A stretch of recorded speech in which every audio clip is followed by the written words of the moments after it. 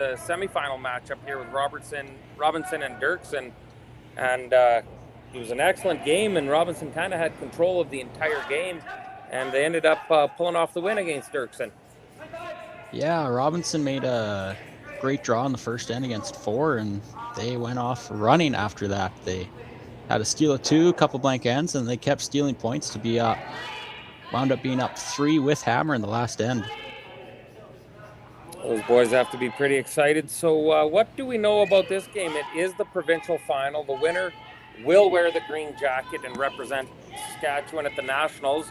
But there's rumors out there that both these teams have officially qualified for Nationals. You know much more about that? Yeah, as far as I know, both of these teams are going to Nationals. Now they're deciding which team is Saskatchewan 1 and Saskatchewan 2. Team Saskatchewan 1 gets those green jackets, where Saskatchewan 2 gets the black and gray jackets. Not quite the same in my mind. You know what? It's all for a Saskatchewan curler, right? That green jacket has so much significance behind it. Back in 2023, you won yourself a green jacket. What club did you win that championship in? Oh, this club right here. Wonderful Swift Curling Club. Okay, pretty open game. It looks like Robinson went in with their first draw to the end, and she's just going to be hit, and these boys will kind of go up and down the sheet for the first end. I suggest we divert our attention to our fantasy baseball teams while they do this. Folks, Roberto Clemente, Fantasy Baseball. The live draft starts right now. Corey Booton is on the clock to pick his first player, but there is nothing worse than two doorknobs talking about their fantasy baseball teams when there's curling going on. So we'll knock it off right about there. Unless you're going to trade me Shohei Ohtani, I don't want to hear it. Hey, I'm always open to offers. Looks like after all that talk, they're still running them up and down the sheet. Getting a feel for the game. So it's funny, these two teams met in the 1-2 game. They finished first and second after the round robin. And they played in the 1-2 game, and Snow came out on top, beating Robinson, which knocked Robinson down to playing Dirksen in the semifinal. And correct me if I'm wrong, but I think these two teams played on this exact sheet with these similar rocks as well, too. So it's a rematch of the game last night at 7 p.m. In my mind, that means both teams are green light to get going, throw up some guards, and attack. But makes sense if both teams are a little unsettled and want to get their feet under them before this big game. You know what? For any provincial final before the games, Curl Sask comes out with the trophies. They come out with the plaques. They put the green jackets all out on the ice, right at the hog line for you to stare at throughout the whole game. And I'll tell you what, that adds a different aspect once you're staring at the green jackets and the trophies that are a couple feet away from you, but you have no rights to them until you get the job done out on the ice. Yeah, you still gotta... Some people refuse to look at them. Some people look at them once and then get over it, and some people stare at them all game and forget they're even playing. What's that trophy in hockey that some guys touch, some guys want no part of? Is that the President's Cup? Yeah, whatever you get for winning your conference, I think. Something that your Toronto Maple Leafs have not done for a while, I don't think. Oh, you got the wrong guy. I am so far from a Leafs fan.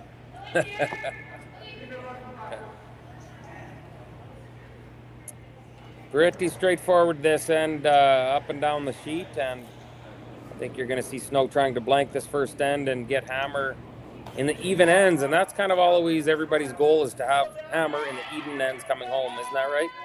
Sure is. That's especially all the more important in an 8-end game where your ends go down by 2 for a steal or another blank in the game.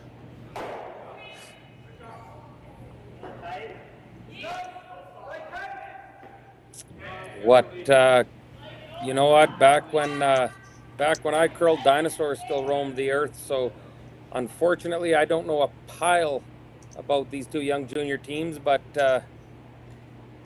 You're still a little wet behind the ears. I'm sure you know a little bit about both teams and some of these junior teams. Snow, they've been curling together for a while and have been a quite good curling team. And Robinson, I know the fella's from Swift Current originally. He's now up in Saskatoon going to school, and I think they threw their team together not too long ago.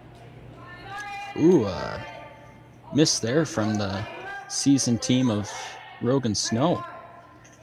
As we were just saying, they have been playing together for a little while. I believe their lead, I think it is, Dominic Barlow, is a new addition to the team, but the others have played for a couple years now. That last shot was a borderline brick, and you know all about those, don't you? Seeing how your nickname is the Brick, I wonder how you got that nickname. Oh, it's from a illustrious career of bricking shots.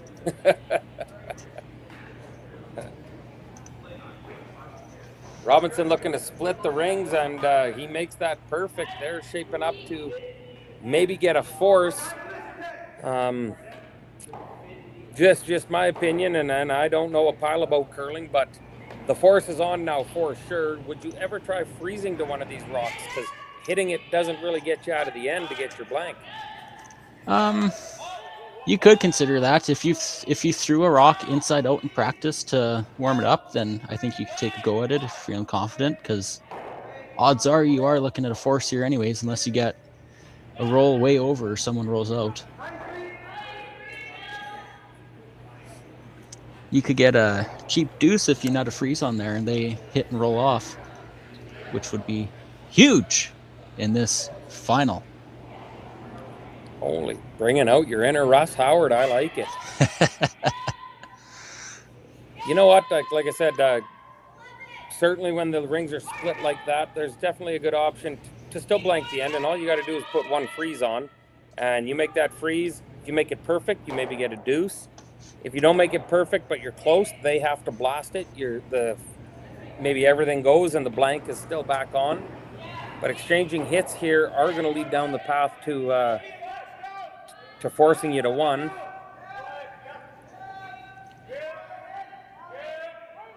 Unless there's a rollout of some sort.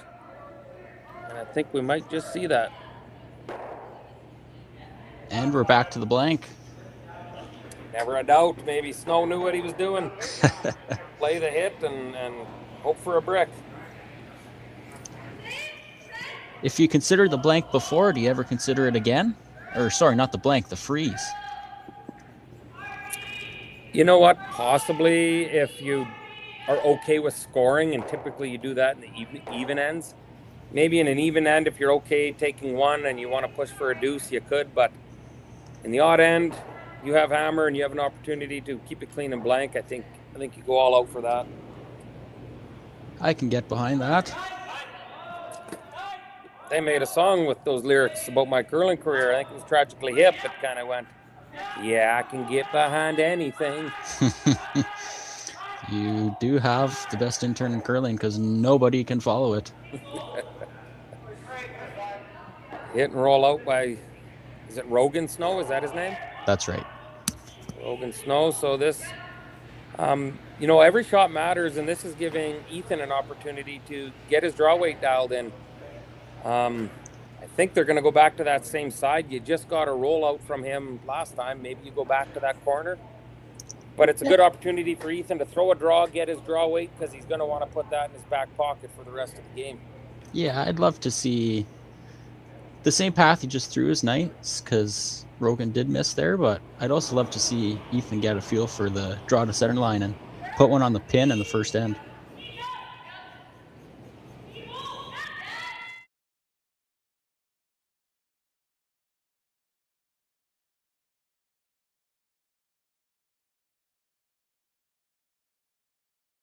Another look here at the Swift Current Curling Club. What a smooth transition that was for Mr. Gertz. So we're going to let Jerry Gertz at Curling Stadium, we're going to let a little bit of the production stuff slide. He is quadruple tasking with the live streaming going on at the U.S. Nationals right now. The Briar's going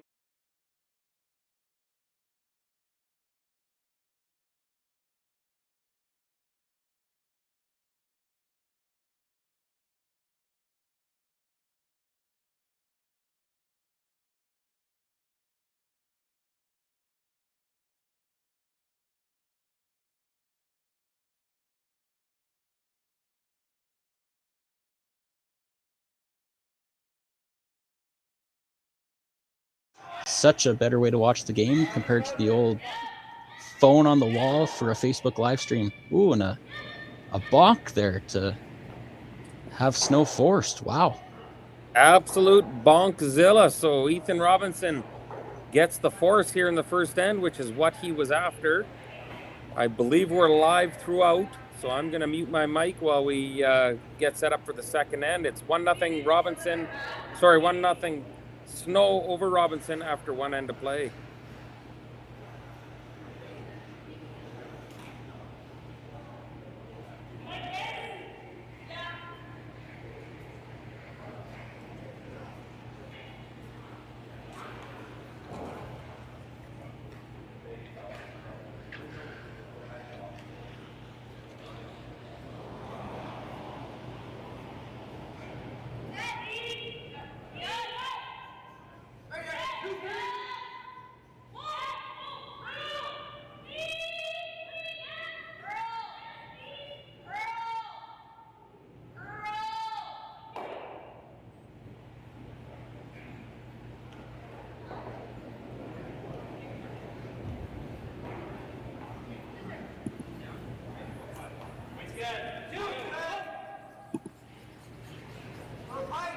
Alrighty, folks, we're back here to kick off the second end.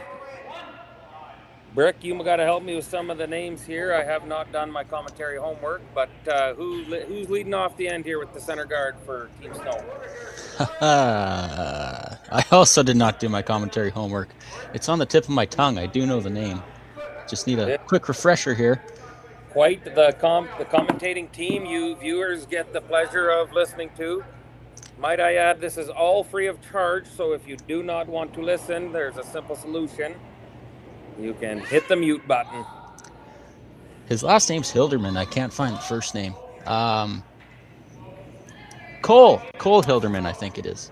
Cole Hilderman. I knew it all along. I was just testing the viewers to see if they knew. You viewers can feel free to play along at home by hopping into the YouTube chat, giving us some fun things to talk about during this game, I'm sure.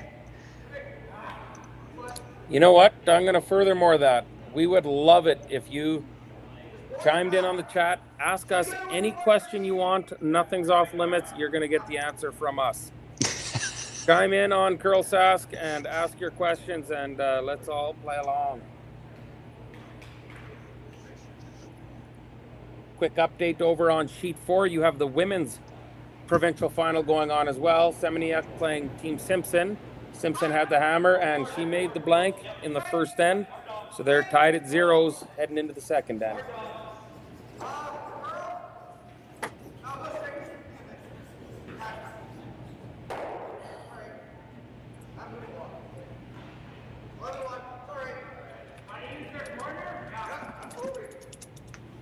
I'll tell you what, that's not an ideal second shot of the end when you peel that center guard he just put up so perfectly.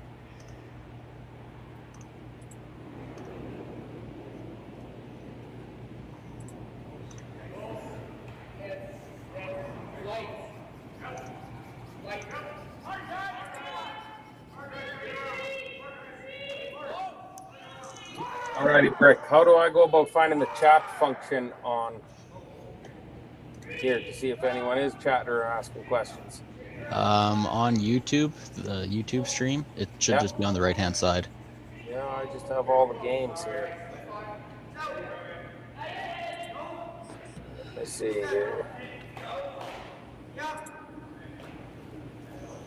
Oh, I got her, folks. Do I have to sign into chat? To send a message you do, but to read them you don't. Yeah, well, you send them, I'll read them.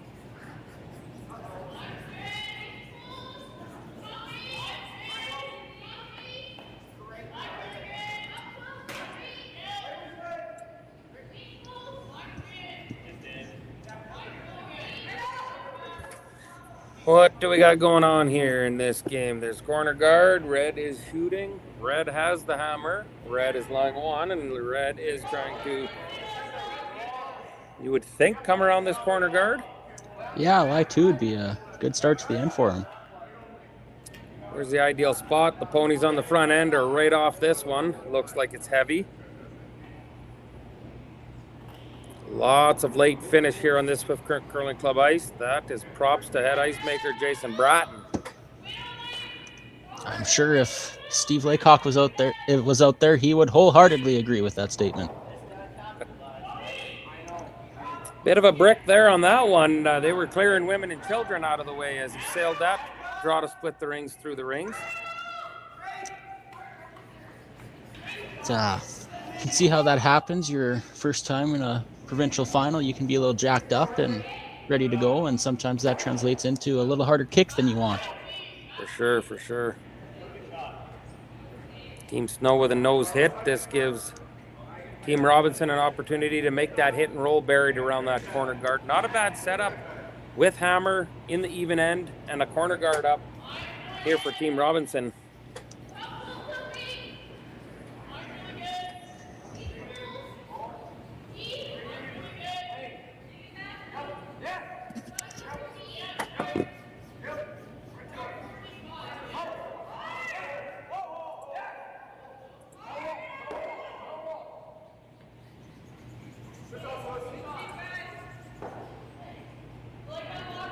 That's a nice shot to hang around on the wing there. Good throw from young Lewis McDermott. Brick's done his homework now. Question for producer Jerry. The chat, it's only to subscribers only. I'm wondering if it's able to be opened up to non-subscribers just for a championship final here. We're looking to answer anyone's questions. It's free to subscribe, Chris. The whole reason we don't let randoms post is because that's how the spammers get in. So you should be asking everybody to subscribe to the YouTube channel so they can chat.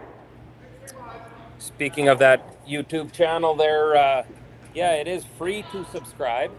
And once you subscribe, it gives you the opportunity to participate in the chat, ask your questions, chat with other people that are currently watching the game, and give your cheers for the team you're cheering for as well. So sign up free of charge and come chat with Brick and I. Yeah, when we annoy you with way too many games being posted, you can always unsubscribe later. Team Robinson playing the intern come around here. The boys are off this one as well, but it should stick around the rings. Might get it froze to the back if it slides far enough. Not quite, but that's still a difficult chase with the intern. Or I guess the outturn for this lefty. I think that's how it works. How do you pronounce this fella's name? Roy? Let's go with that. I'll tell you what, when he wants you to sweep, you sure know, because the whole building just shakes when that fella calls the sweep on. But I love seeing the passion in some of these curlers. It means a lot to them out here out on the ice. Couldn't have said it better myself. Big scrub by the boys here. They're going to try to carry this right down to that back one. They do get it in for shot rock, and it's half buried. Ethan, maybe even a hair more than half buried, but Ethan does have enough of it that he can hit and roll over to the corner. Certainly can't play a pile of weight at this. No, I like a nice hacky weight or so. Roll to the side of the forefoot. Try and keep your deuce.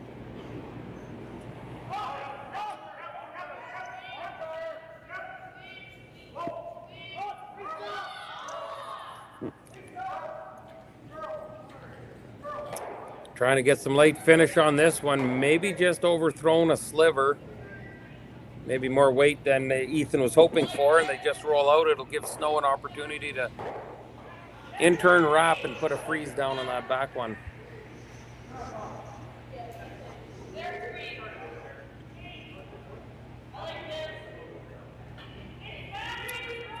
Folks, you're watching this curling on Curling Stadium. I'd be guessing here, but I think Curling Stadium is up to over 20 curling clubs not in Canada, not in North America, but across the world that have curling stadium installed in their club. And they bring to you every single rock, every single game, all season long. It's been absolutely amazing for the Swift Current Curling Club. We're excited to announce that on our curling stadium last year, we had close to 12.5 million minutes of curling watched, but just shy of 1 million viewers. So those are some amazing numbers, and it's just great the exposure that curling stadium is able to give this great sport of ours. That's a nice freeze from Rogan Snow. A good bounce back after the bonk in the first end. So what's Ethan looking to do here? He's still trying to muster up a deuce, I would believe. Yeah, I missed if he's calling just the straight draw on the guard or if he's trying to come right froze to the back one. But either way, he's trying to get around that guard and be shot rock. Alrighty, question for you, Brick. What's the better shot, the freeze or the straight come around top tee line? Oh, I think you throw the freeze and make him nut that freeze again, and if he's offline at all, you can try to chase it for 2. And that, my friend, is why Brick plays lead, because the play would be, in my eyes, to kind of just draw top 4 foot dead buried and have a real good chance at getting your deuce. But with that being said, there's a reason both Brick and myself play in the front end, because we'll be honest, we honestly have no sniff. Yeah, my preference is to leave that for other people to figure out.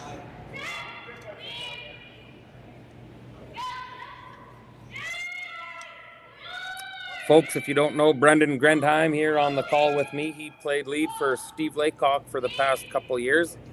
They lost out to Ryland Kleider in the provincial semifinal this year, and they lost the provincial final to Ryland Kleider last year. So I think old Brickheim has had about enough of old Team Kleider, haven't you? Oh, and add a junior final to the mix, and that's 3 too many for me. Ouch. Ouch is right.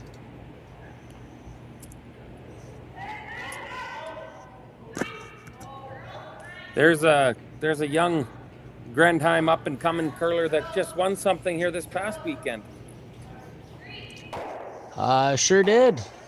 Brick Jr.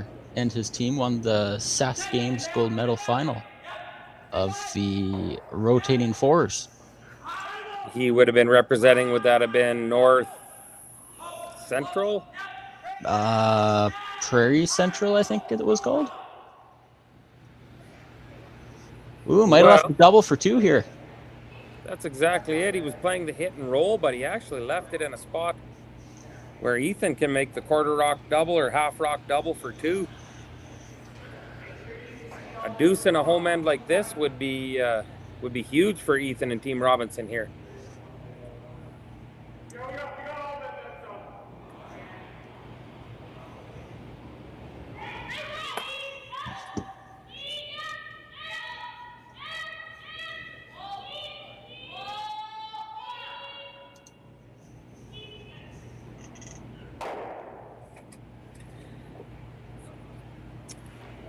Ethan gets down into the hack here. I'm questioning the turn that he's using, because you do have to flirt with the guard to make this shot with this turn. Big scrub from the boys up front. He's got to hit a half a rock or less. Hairs by the top, the roll, the tap. Oh! Oh, what a pistol by Robinson. The crowd is absolutely going wild in the background. Would you look at that? We have us a ring-a-ding-dandy. What a deuce. Holy moly. What a turn selection. Holy moly. Ladies and gentlemen, a pistol from Ethan Robinson, and that's a 2 points in the second end. We will be back shortly to kick off the third end. I'm on the edge of my seat, folks. Don't go too far.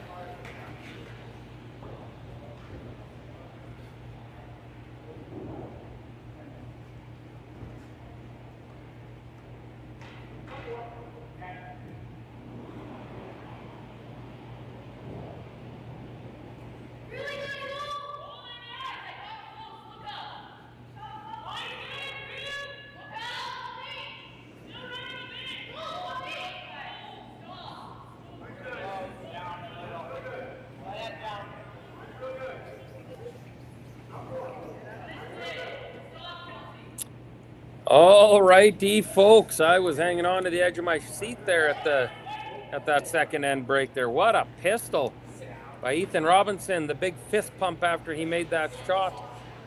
And it's 2-1 for Robinson over Snow here in the U20 Provincial Final, sponsored by PharmaSave.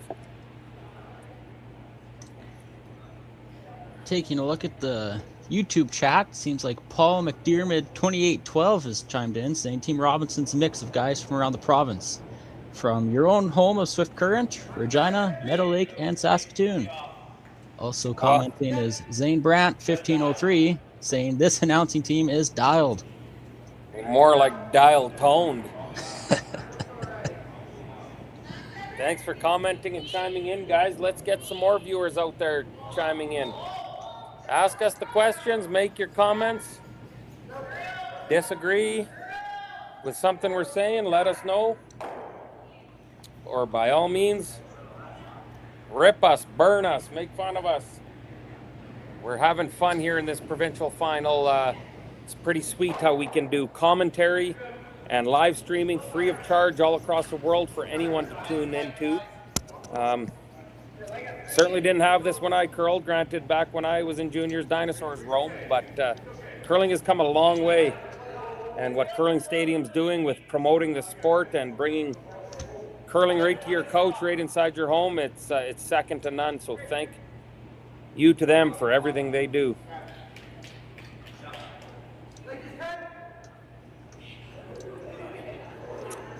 What do we got going on the sheet ice here, Brick? The old 2 rocks on the center line from a lead. I don't see that happen too often when I'm playing lead. And a nice corner guard.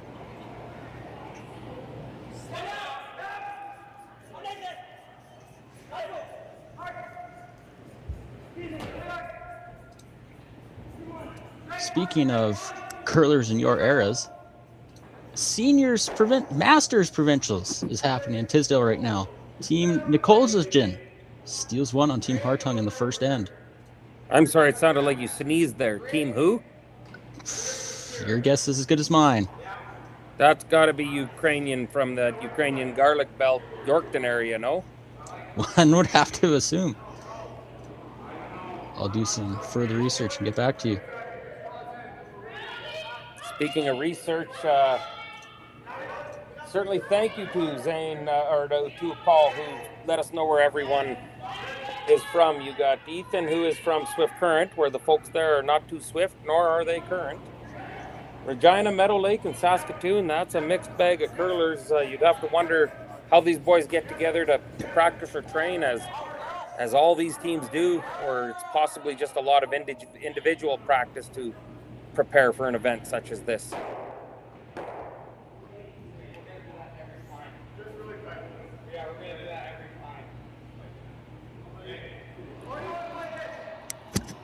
I think Team Robinson's going to want that last shot back. Stuffed the other team's rock on their own on the pin and rolled to the corner direction. That's not ideal. Even Dominic Barlow a chance to wrap around the corner here in lie 2.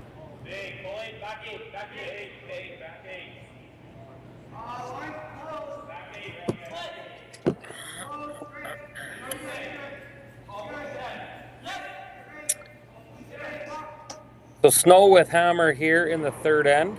He's got a corner guard up and he's trying to wrap another one around. Slips a little deep but stops in the rings. And it appears that yellow is line 2. You know, with the hammer, it's always so important to try to play towards the wing and not towards the center, isn't it? Yeah, it leaves that scoring area nice and big for you and try to have a lot of room for extra rocks in there to score multiple. So question for you, why when we ask for a center guard, do you throw the team corner guards? Ooh, haven't been able to figure out that one yet.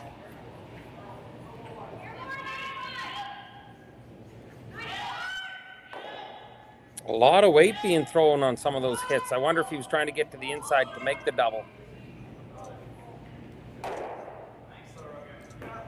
Yeah, that would have been nice because now Snow has a chance to really put the pressure on him and lie 2 behind that corner, dead in the line.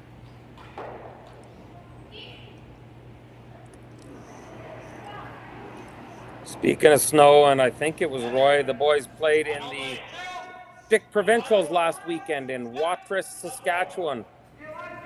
Back-to-back weekends of provincial curling for Snow and Roy.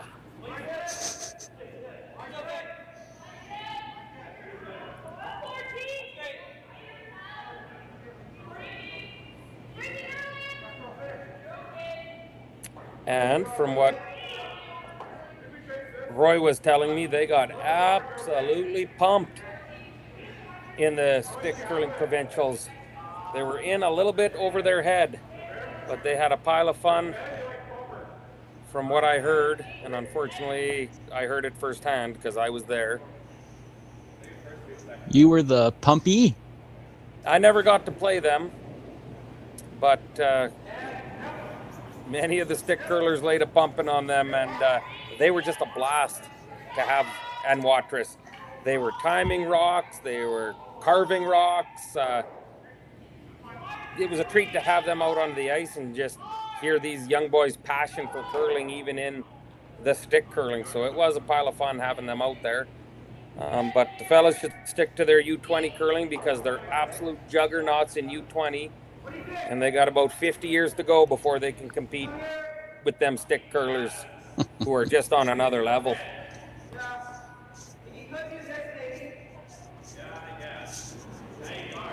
Heading back over to the chat, Zane Brandt is wondering if you're wearing your chicken hat. Zane Brandt, that sounds like a Manitoban. You'd be, well, somewhat correct. Well, folks, I, in fact, am wearing my chicken hat as we speak. And if you don't believe me, I'll prove it. All you got to do is say in the chat that you don't believe me that I'm rocking the chicken helmet. And the chicken comes to life.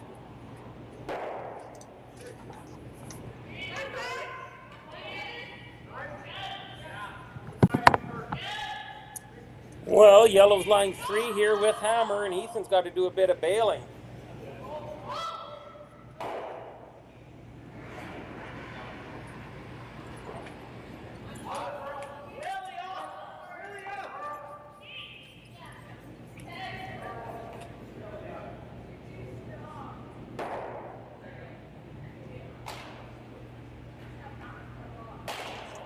Just getting the one there isn't exactly what they would have wanted, but I suppose they'll take that for now. Hopefully have a double on their next shot.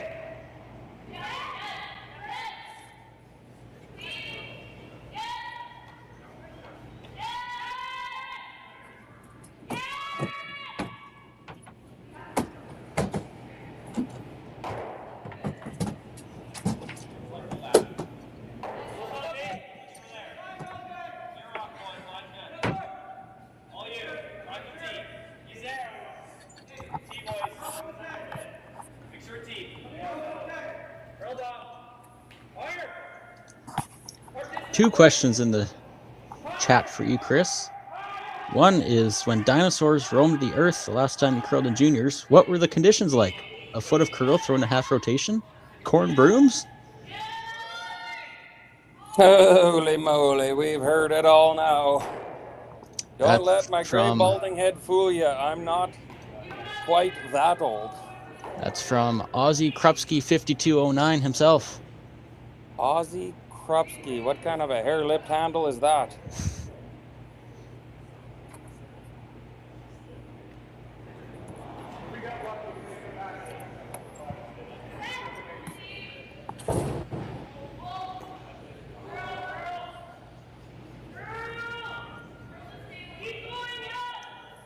The second question is not so much of a question.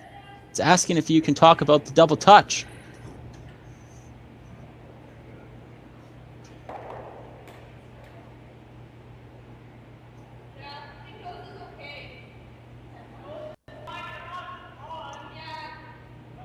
Evidently, the answer is no. We cannot talk about that.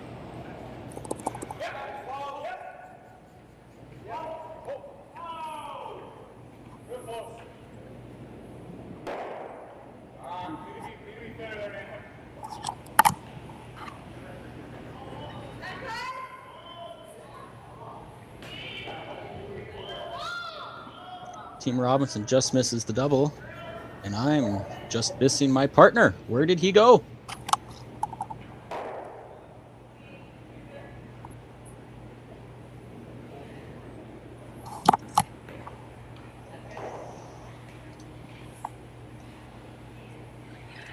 No authority out there, but you are disrupting my curtains.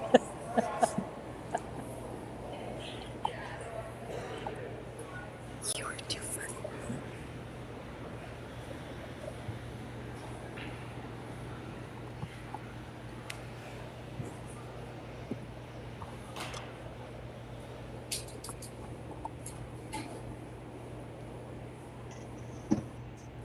Team Snow is going to have to try to put this rock in the few spots that there's in a double, but there's not many spots that don't leave a double here.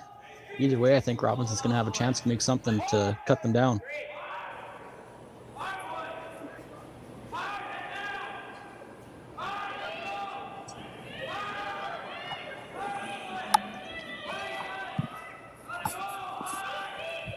Get upstairs. There. Yeah, you can get to it upstairs through the hockey too.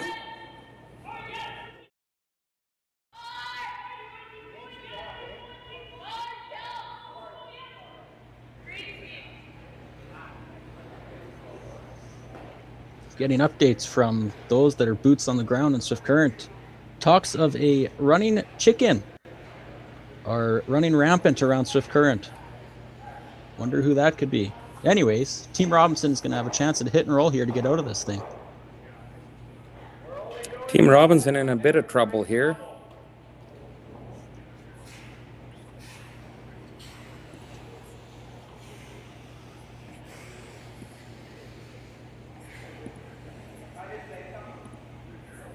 You still with me, Brick?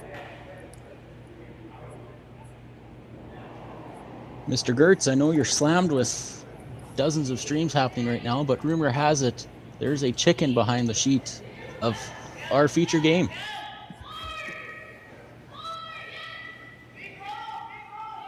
Rumor was wrong.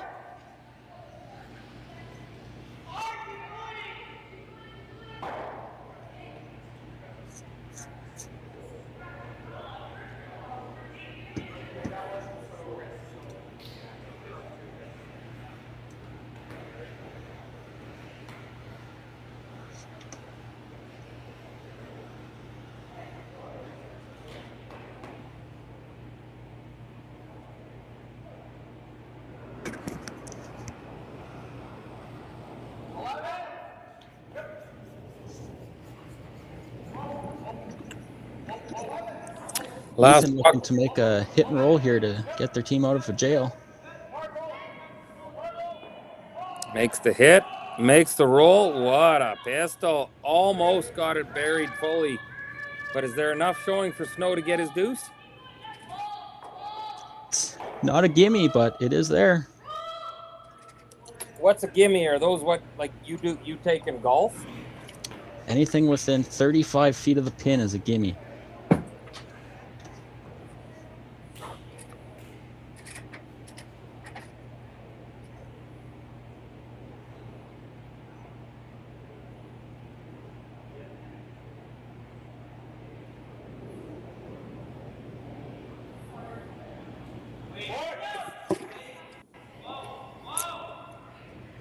Looks like he's playing the quiet weight hit here.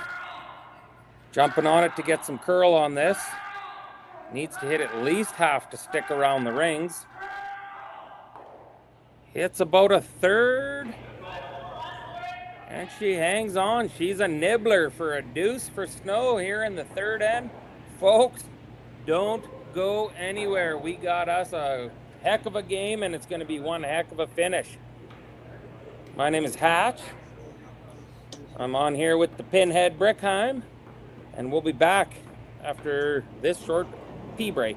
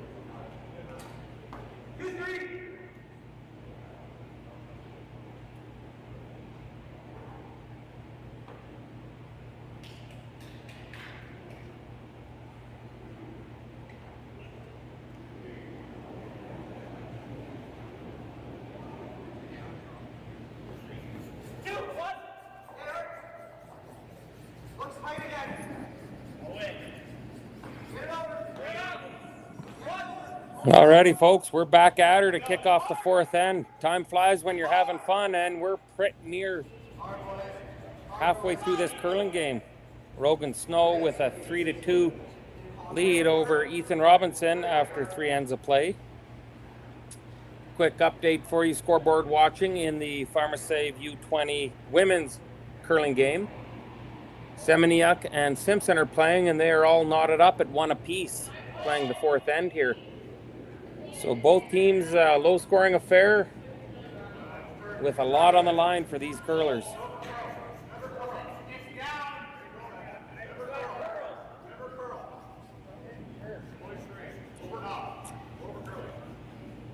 Snow starts the end off with a center guard. Ethan attempts to go out to the wing.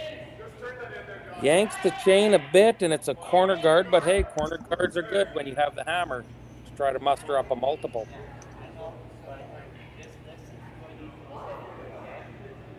It's nice to see a center guard so perfectly placed on the center line, isn't it, Hikert? Well, I've been curling a lot of games this year, and I've yet to see that center guard on the center line by my lead. Speaking of pinheads, Braden Stewart has chimed in on the chat. Braden Stewart is a former Saskatchewan curler who couldn't quite hack it, and he moved out to Manitoba. He has a question here, and who are your boys' picks to win the Brier? I would gotta say that Jacobs has got to be a favorite, fresh off that big Olympic win. But old Gucci playing in his hometown, you got to think he's going to bring the noise here with his last hurrah. What do you think, old Breckheim? Oh, I think Jacobs is going to be hard to beat if come the weekend they aren't dead tired from jet lag and 2 weeks of curling in Italy. Brett Gallant's got to be on his 4th week of curling straight by now. I think this might be Dunstone's year finally.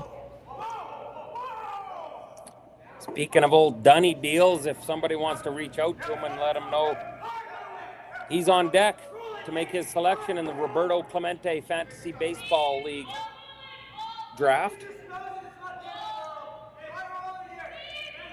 Old Dunny Deals and Braden Muscowie share a team in the Fantasy League. Braden Muscowie, now there's a name you haven't heard in a while.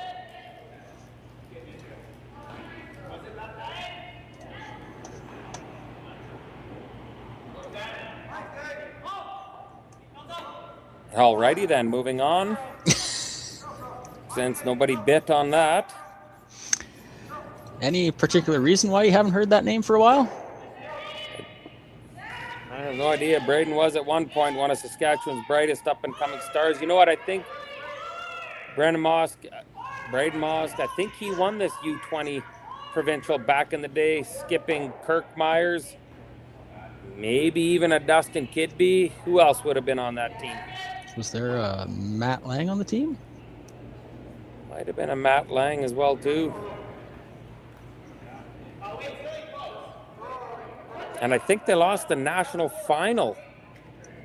Could be wrong. Did Dunny Deals maybe beat him in one of the finals? I can do some research on that.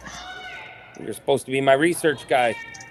Buck Martinez has this information at his fingertips when asked.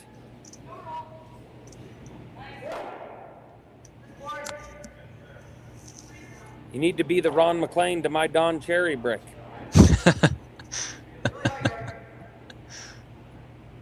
I'm telling you, you people just don't. Enough with the nonsense, back to the game. Lots of rocks in play here to start the end off, so I'm certain we're going to see some scoring. Looking for a hit and roll under the guards. And he gets a little roll, but not quite fully buried. There's still a bit of room for Team Robinson to play a lightweight hit and possibly get that flop underneath. If you are to trust Wikipedia, which I'm not sure I do or not, it's telling me that the 2011 national champions of junior curling is Team Braden Muscowie with Kirk Myers, Colton Flash, and Matt Lang. They won the national? In 2011. They lost the semi in 2010. To who? Jake Walker? Look Jake at Walker, this. final answer. Okay, I'll take it. Look at this pistol. Lightweight, little tap, little roll dead buried. Red is shot rock for the time being. Rogan has seen enough of that. He's calling for the run back. Hera hit it a sliver high side.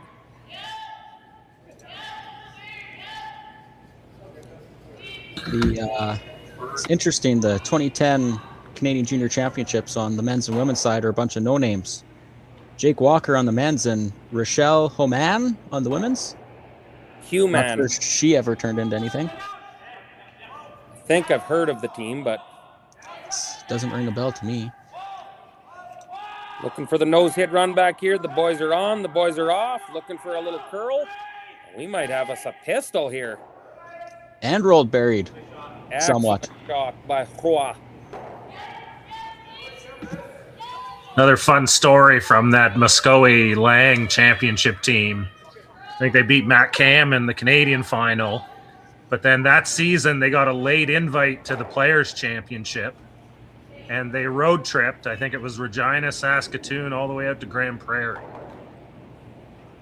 to play in the event, last minute. Team Robinson looking to come through this tight port for a nose hit, but it's a hair wide. I think we're going to sliver off the guard. Try to roll that rock into the rings. I think it's just outside the rings, but not in a great spot as it's guarding those two yellows in the rings. What's your thoughts here, Brick? Would you throw a guard where he's tapping, or would you loop the show and come right in and lie three without? I like going at him. Loop the show, lie three. Well, then if that's the case, I would prefer the guard. I figured that was coming.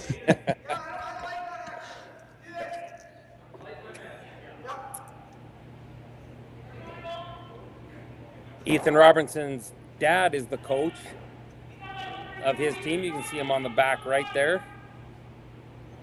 What do you know about these coaches being out on the ice with these curlers?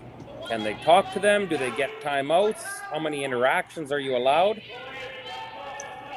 I'm under the impression that in this event you cannot talk to the coach unless it's during a interaction. That's what they call it, instead of a timeout. Savannah said earlier that you get two interactions per half. What's an interaction? Is that kind of like what Mark Kennedy did at the Olympics, or is that an infraction? I'll have to Google that to see the differences and get back to you. Believe a interaction is when you basically call a timeout, but your clock doesn't stop anymore because you're given more interactions than you used to get timeouts.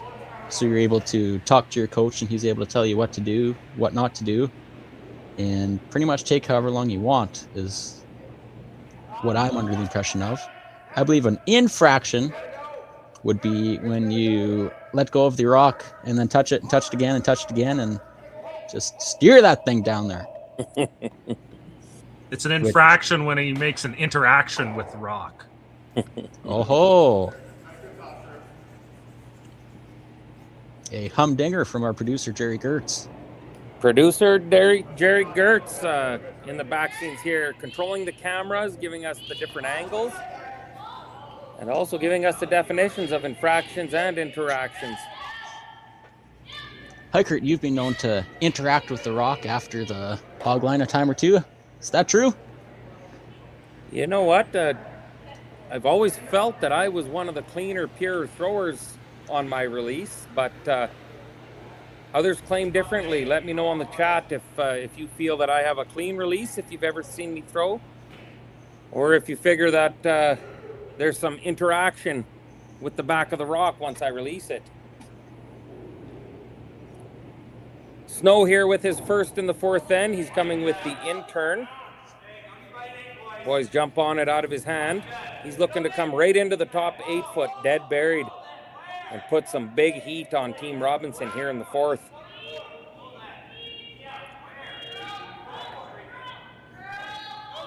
You don't want to slip deep. You possibly leave an out for Robinson. And he comes too deep and might give Ethan a chance to get out of this here, as they were in some big trouble. What are you seeing for Ethan to make here? Well, you're in trouble, and I don't know if you can get shot rock right now. I'm thinking you got to play a quiet weight, as in back line, back 8 foot, and try to get to the inside of that yellow rock they're going to try to hit and roll on top of the other one. And maybe you have an in off that red or a run back on that red for your deuce. But this end hasn't quite went your way. And I think Ethan would be more than happy to get out of here with just 1 point and tied up through 4 ends. Yeah, I think if you asked them right now if they take 1 point and run, they would absolutely agree to that.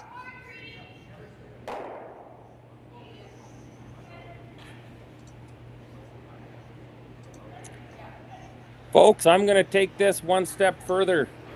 If you're interested in doing some commentary on this game with me, let me know in the chat that you'd like to say a few words, and I will get back to you with some information on how you can log on and do commentary with me and the Brick for this U20 Provincial final game. We'll need a replacement for the Brick, because I'm out of here in 15 short minutes. Are you saying you've about seen enough, or do you have a commitment? Perhaps both.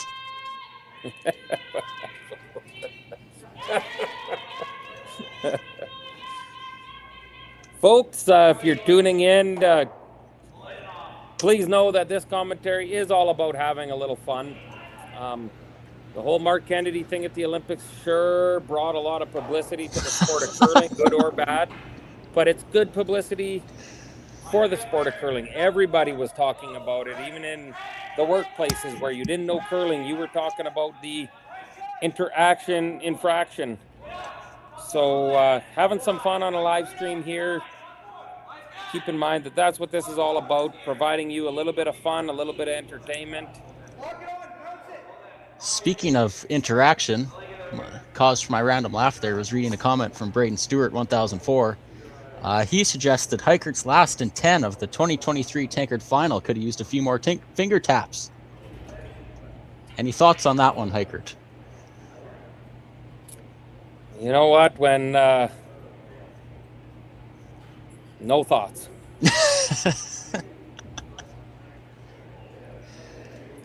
Sounds like Braden Stewart's a little bit sour that his one and only time he made it to a provincial final that I carried him to, I had about seen enough and decided to mail it in the 10th end.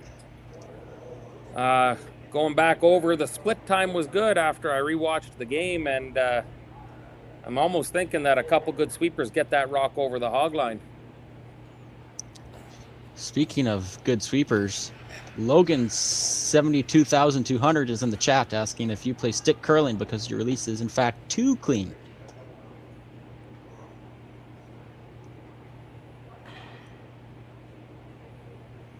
That's a good question. That wouldn't be Logan Eade, would it? Former 2023 U20 provincial champion? I don't want to speculate, but if I had to, I think that would be him. And in our game, Ethan has Robinson, to make a good one here. Last rock, he's looking at 4 bingo bango bananas in there, and he needs to make a pistol here, or he gives up a pile. 3 bananas, my mistake. Trying to make a double, and I think he's close. Sweep that thing! What a shot to give up the shot steal. Is right. Ethan Robinson came to play today, folks, and that was a pistol. It's a steal of 1 for Snow in the 4th end, but I think both teams are coming out of this end happy.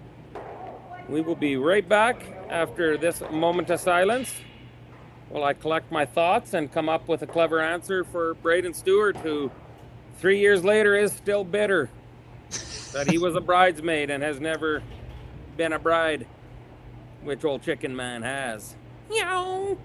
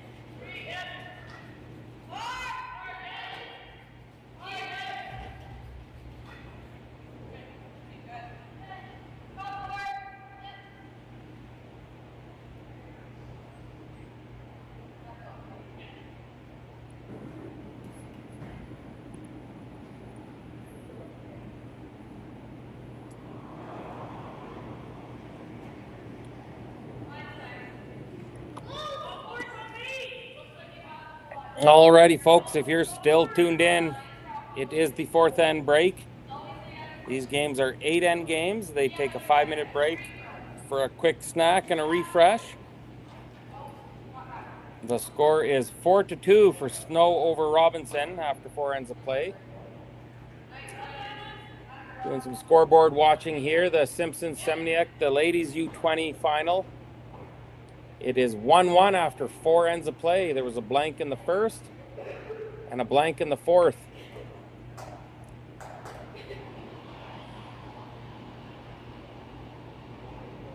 I believe Semniak must have the hammer here in the 5th end.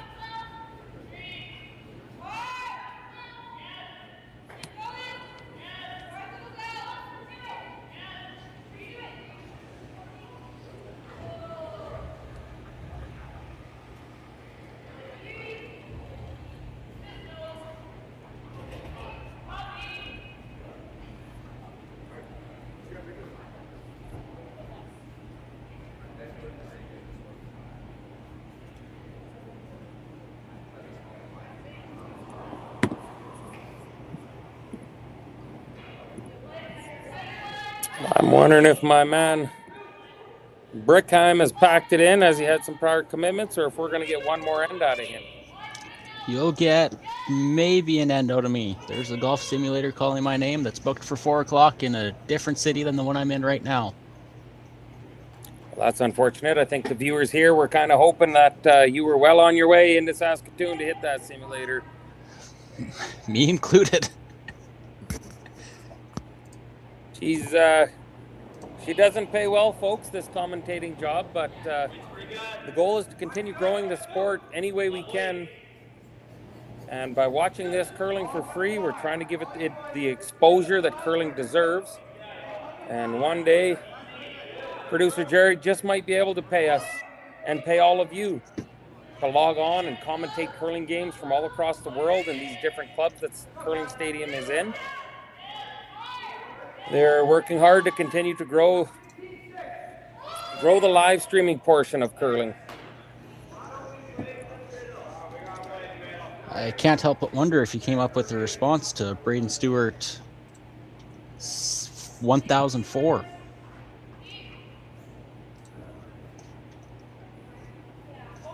I have, but out of respect for the viewers watching here, I will keep those thoughts to myself. Quite enjoying the chat, folks. Log on and chat with us on the live chat. It's quite entertaining that the only 4 people on the chat are Brickheim's friends. You got the hair lip Austin Crosby, Braden, another pinhead Stewart, Logan, big head Ede, and Zane Brandt, the Manitoban. An absolute misfit of viewers.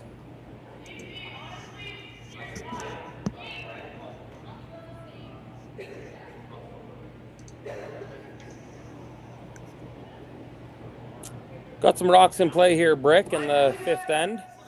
With Robinson being down 2 with the hammer, I'm assuming he's got to make a move and score a couple this end. Yeah, you'd love to score 2 here. 3's great, but you got to make sure you can score 2 here. Folks, in the live chat is one of my favorite Grendheim curlers, Brickheim Jr., and probably the best Brickheim curler in the Brickheim household. Second best would be old man Dean Grendheim.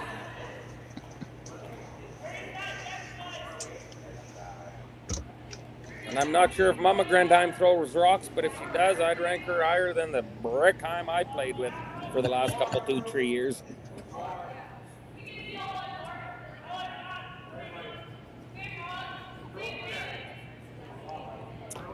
A lot of shakeups in curling, Brick. You seen Kate Cameron's team blew up. Gucci shutting her down. Rama, Reed Carruthers is shutting her down. And rumor has it the Dukabor, Dustin Kaltoff, was maybe shutting it down, but I've also heard rumors of of a highly stacked team being put together for next year. You know any inside info? Oh, I hear you're on that team. I could only wish. I'll tell you what, if the Doukhobor is listening, I am without a curling team for next year, and I am a free agent. If he wants to employ my services, it would only be fitting that me and the Duke end our careers curling together. So reach out to me, Duke, if you do. You heard it here first, folks. I will play with you next year. What a chase from Dominic Barlow there. Squeaked by that guard in line 1.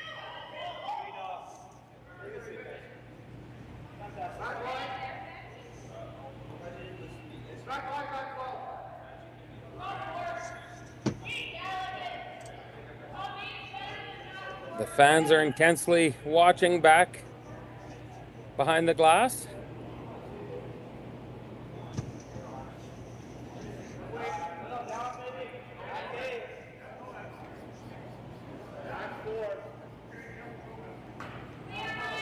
Gonna have to go on this one to get it by, but there's 3 guarantees in life: death, taxes, and the fact that ain't getting by that guard.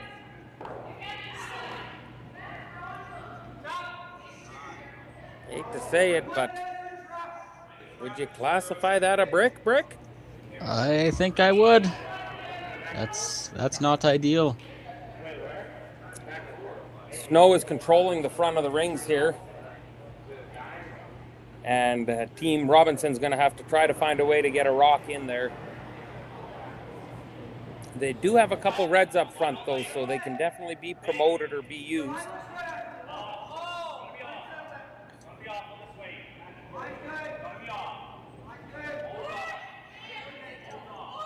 Popping over to the girls' game, it looks like we're still in a 1-1 tie after the 4th end.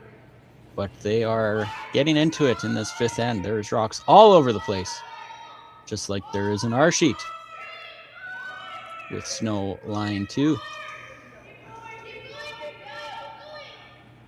Would you be tempted to try a double peel on those rocks in the front, Chris? Yes, I don't know. I like the call that he's calling. I think you need rocks in play. You're down a couple. You need to wrap one in here.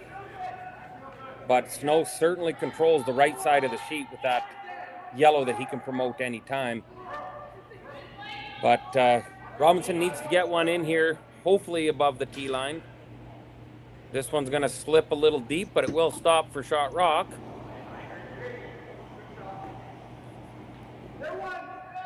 Robinson lying 1 here at the back of the 8-foot.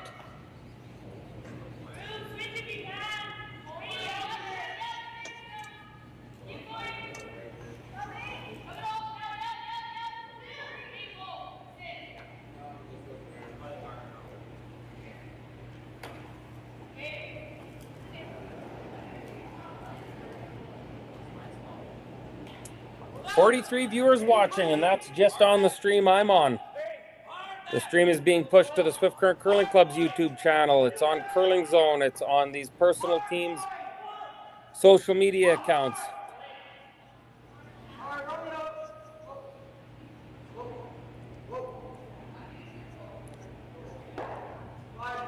Snow comes up light here, and although they have yellows galore up top of the front of the house, it is red line 1 in the back. And Ethan Robinson looking for the wide in-turn draw to line 2. But what rock's killing him is that rock on the right-hand side that can be promoted at any point. And I could almost guarantee it that at some point that rock will get tapped up and it'll cause a problem for old Team Robinson.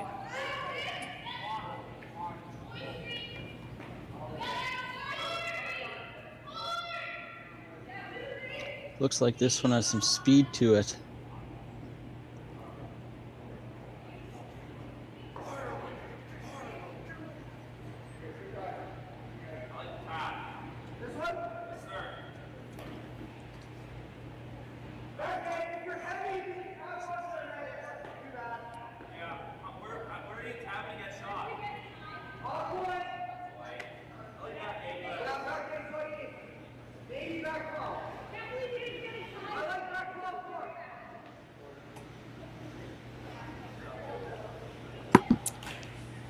Alrighty here, the left-hander Hua. That's almost a Manitoba tuck that boy comes out with, would you say? He's just missing the corn broom. That would be easily borrowed from his skipper, though, as he has one. What are they playing here, Brick? Are they playing the come around or trying to promote their yellow rock? It's looking like the tap. If he can tap it behind that wall, they're almost certain to steal this end. Unless Ethan Robinson can make a real humdinger here. Well, that was an absolute pistol. Yeah. Ethan's got to bail a little bit, but you know what? Would you ever try to run that red one back on the right-hand side? Or do you just got to blow this up and start bailing? I'm fine with either. Insightful, I know, but I think both are good here as long as you clear this up. Well, rocks go flying here. And Snow is going to race out there to tap the guard, to guard his shot rock right on the pinhole. No, that's not pinhead, that's pinhole.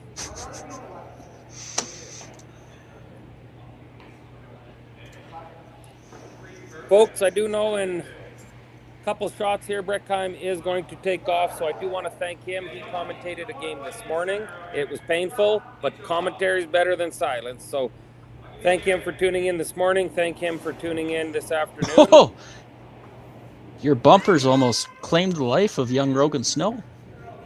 We almost saw ace cake over tea kettle there, that's for sure. He's got to shake that off and make this shot here.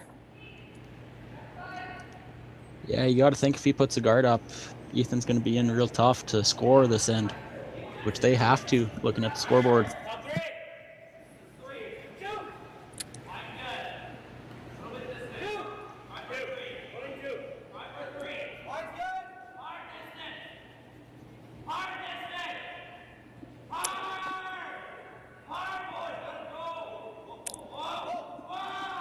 Working hard to get that over. Did they leave a bit of a port there, Brick, or is that sewn up? I think that's pretty sewn up. I think it does leave him a yellow slash to try to be shot rock, but that will just leave Snow another draw to the pin to be buried in line one. Pinhead. Folks, it's been a great week. I'm sure you've been tuning in on the Curling Stadium live stream here in Swift Current. It's not possible without all our sponsors, and these curlers have truly put on a show all week long. We've had amazing ice conditions for these curlers. We fired things up on Thursday with opening ceremonies, which led right into an awesome social event where we had a lot of icebreakers, prizes, and one heck of a taco bar meal. The officiating here has just been awesome. Jan Pogo is an absolute gem. Mitch Minkin, head ice maker Jason Broughton. It's just been one heck of a weekend, and we've got the two best teams all week back in this final game here, playing off for a chance to be the #1 team and wearing the green jackets at the Nationals. There's rumblings that a second pinhead has joined our commentating crew. Does he care to chime in here?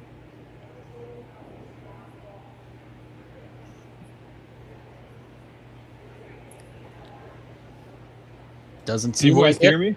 Oh, there we go. Welcome, Braden Stewart, to the commentary. If you do me a favor and just listen for 2 more shots and see how it's done, and we'll get you to chime in once Brickhead goes on his way. Pretty seamless transition from the commentary crew, one pinheaded Braden to another. When you work with Jerry Gertz, everything just runs smooth and there's never any stressing about anything. Oh, that unfortunately dragged the wrong way for Team Robinson, and another good guard from Rogan Snow can really put some heat on him once again. It will leave an in-turn angle run back, though, for 2 if he just throws up the guard, will it not? It would, yeah. think you got to be second shot here to make sure that's only for one, or there's probably a spot where you almost take away both.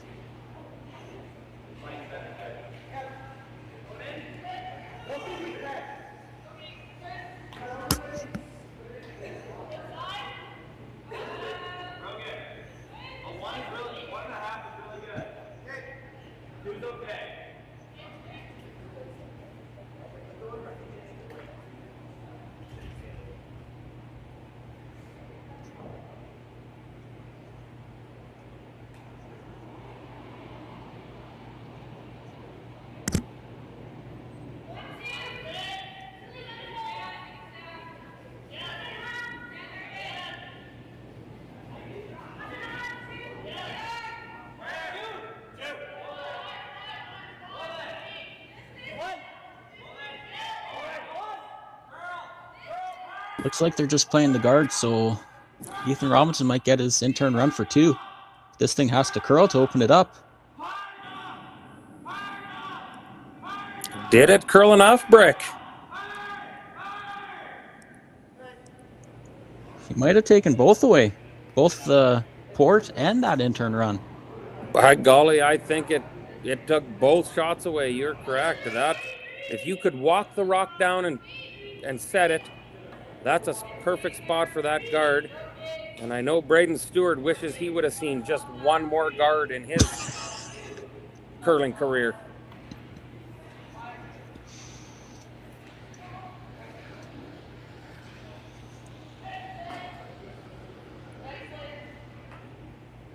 He's playing the port, I think. I think there's a hole, guys. I'm not sold. The port with the intern jams all day. Yeah, This is a big shot. Either you go down 3, or if you make it for 2, she's tie ball game. This is a big shot here in the 5th end.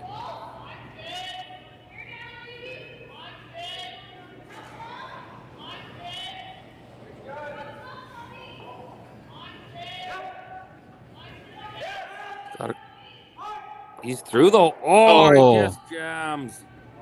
Sends that red one in, but it is a steal of 1 for Snow here in the 5th end, and they will go up 5-2 with 3 ends left.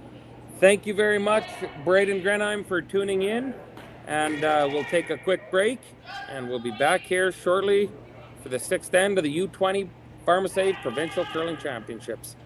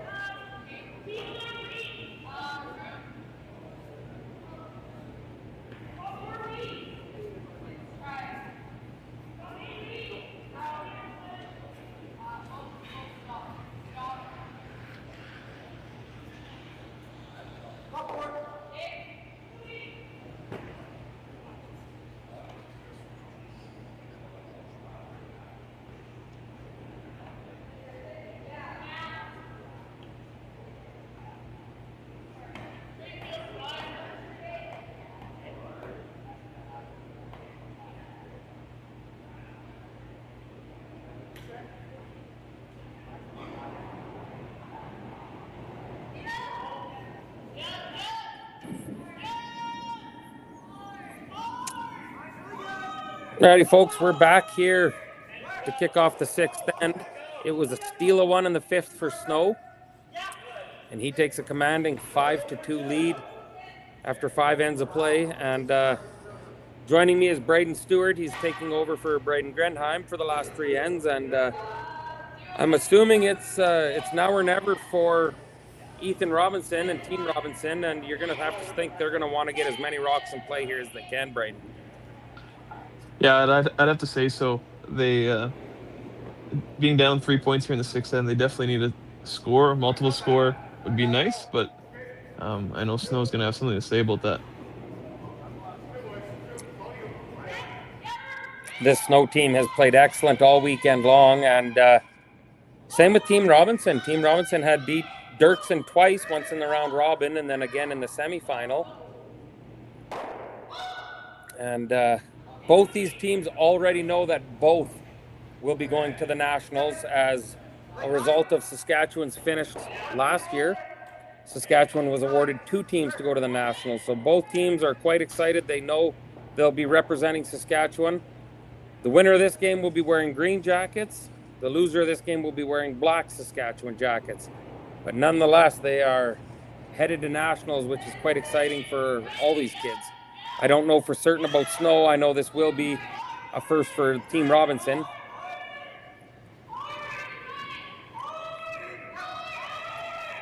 Yeah, looking at the scores from the past week here, I noticed that Snow started off 0-2 and was rattled off 4 straight wins to get to this game.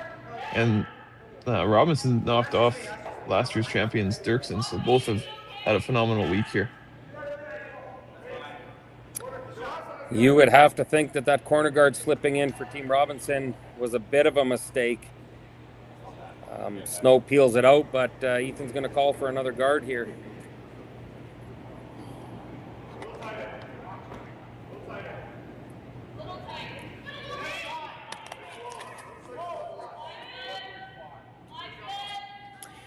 The ponies are off this one.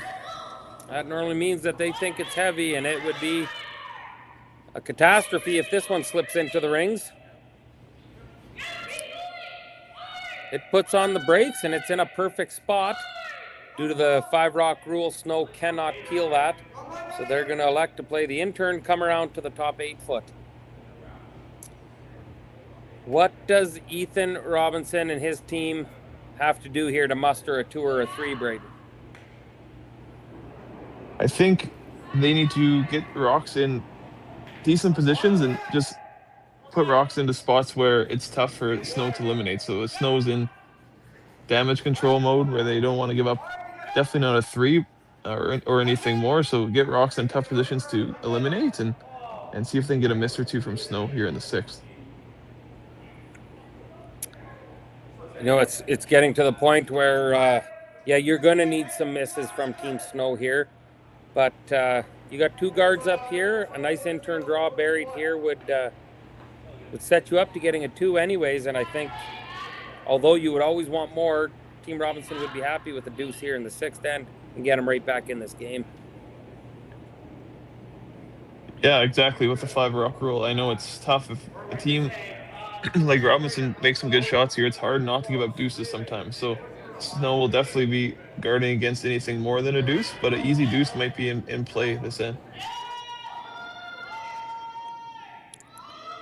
Trying to get some curl on this rock here. Be nice to bury as much as they can.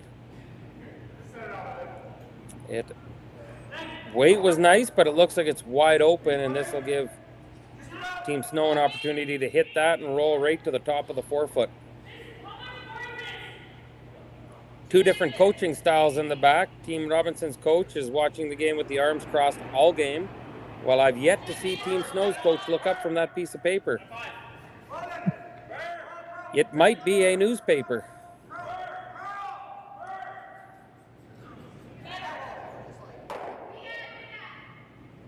I'm that old that newspapers were a thing.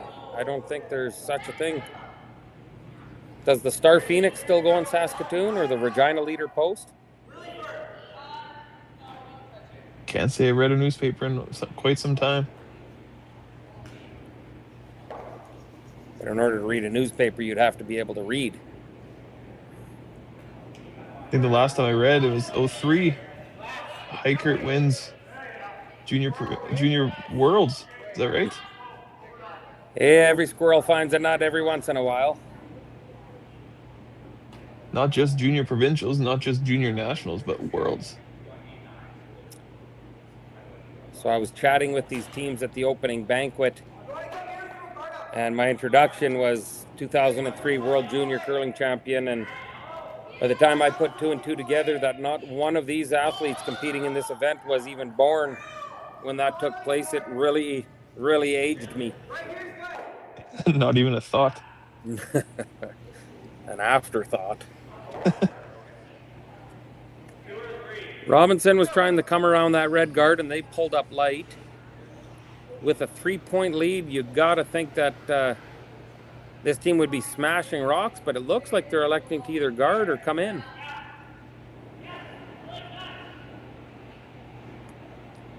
Yeah, pedal to the metal from Team Snow. Just keep the offense, all offense on, and make Robinson make a couple good shots, I think.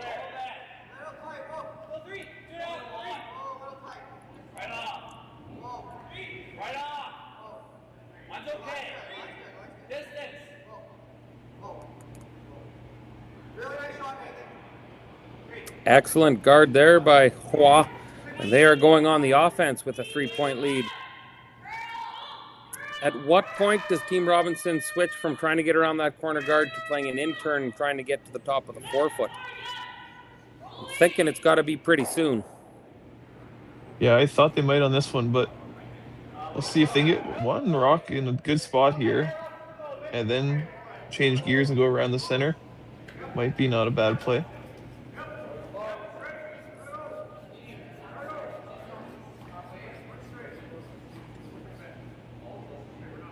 Gets by, but they're clearing women and children out of the way. The rock is going to slip right to the back of the 12-foot, but that don't matter. It is around those corner guards and for the most part buried. Snow looks like he's going to completely ignore that, and he's going to beat him to the top of the 4-foot with this intern come around. Yeah, not without some risk, though. If Snow slides to the back 4-foot, then doors are open for Robinson, so this has got to be a pretty well-placed rock.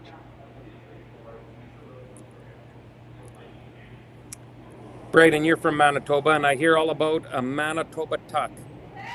Is what you're seeing from Roa here a Manitoba tuck, or is that a variation? I would have to put it in the variation category. The foot is well tucked, but it just doesn't have that same corn broom out in front feel. But much more flexibility than I have, that's for sure. You know, when I think of a Manitoba tuck, I think Jonathan Meade, Jeff Stoughton, those were the true corn broom, tuck, slide, and curlers. Yeah, exactly. We see some of those in Saskatchewan still, but not too many. Hartung boys. Not sure I'm a fan of this call here, Braden. Peeling the guard, you're down 3. You need rocks in play, and you need these guards, and I would have just elected the intern draw to the top of the 4-foot. To me, that's a little bit of a, I don't want to say waste of a shot. You made it and you got rid of that, but ultimately, those rocks are what you need to score points. I think you needed to wrap one there to try to muster up a deuce. Yeah, draw to the 4-foot anywhere. Top 4, T-line, back 4, make Snow make a good shot right after you. You try to get buried somewhere, and you might have a shot at a deuce that way, but getting rid of only one of those guards didn't do a whole lot, I don't think. Well, speaking of drawing to the 4-foot, and speaking of Jeff Stoughton, I was playing Jeff Stoughton in a Grand Slam final in Humboldt back in mid-2000s, and Pat Simmons had a draw to the 4-foot to win the Grand Slam and $30,000 and beat Jeff Stoughton. And Pat let her go, and old Benny Heebs and I jumped on her because we figured he was light, and we swept that sumbitch all the way to the back of the 8-foot. And they stole one, and we lost the game, and we went pillar to post on it. Well, Pat learned. Then he had a Briar final where he was also, the sweepers thought he pulled the string a little bit, but he didn't. They swept it the whole way to the pin to win the Briar, so I guess he learned from that. Well, I'm glad I could be. Look at that shot, right to the pinhole. That's exactly what I wanted to see out of Team Robinson. And you know, still don't like the hit. I think Robinson needs to play that intern, tap that back a foot, sit, shot, rock, and try to muster up a couple points, because there will be points scored this end, that I know. And you just need to do whatever you can to make it your points and your rocks. Yeah, they got to try to get to as close to nose as possible and tap it a rock or two, if not more, if they can. But they might not be able to. It's pretty buried in there. You know, even if you freeze to it, there's maybe some run backs with those reds on the right. I don't see you ever scoring more than one and potentially even scoring by playing this run back here. But they are in a bit of trouble here, so Ethan will try to open up the front.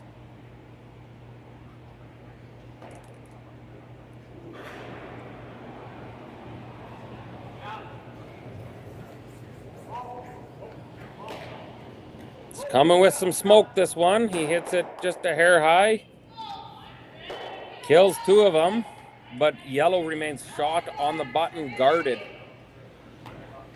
And I think you're going to see Snow come right in on top of that one and really put the heat on Team Robinson. Your thoughts? Yeah, I think Snow definitely has to come in with this hit too. Robinson does have a few angle runs. If they were just to guard, they'd have the angle run for two. But if they come right in, it's going to be a tough shot just to score. But Robinson's got to find a way to score here in the 6th.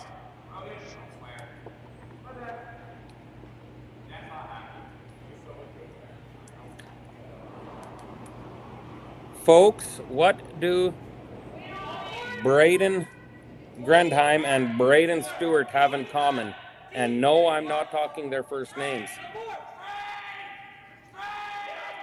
Both have lost the provincial men's final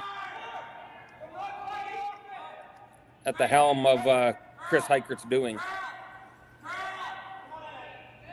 I thought you were going to throw the name Laycock under the bus there.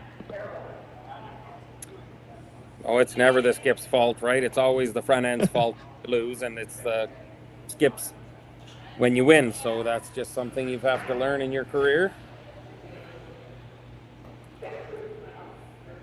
Noah's guard did overcurl there, it looks like, and leaves a shot for two from Robinson. What kind of weight's he going to want to play on this here? It looks like you can see half rock. Yeah, you'd have to think he would want to throw about back line and just enough weight to remove that rock.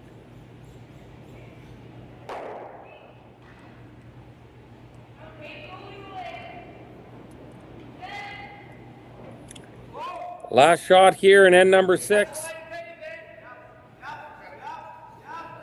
Ethan Robinson looking for a quiet weight tap back for 2. The boys are on her hard here. He's by the guard. Will he remove it and will he stick around? Red's got a stick, and it does, and it's a big 2 points for Ethan Robinson. Just like I'm sure he drew it up. And the score is now 5-4 with 2 ends left to play. We will be back shortly here with the last 2 ends. Folks, we're going to come down to the wire here. Stay tuned. You're not going to want to miss this.